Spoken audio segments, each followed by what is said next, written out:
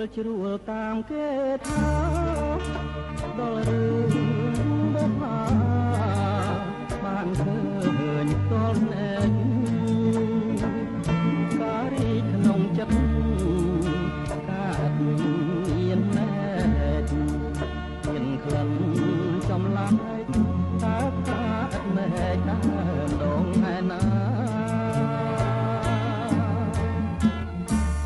ពិតបុប្ផាជាឈ្មោះស្រស់ស្រីធ្វើឲ្យកវីញាប់ញ័រចិន្តាកវីអភ័ព្វ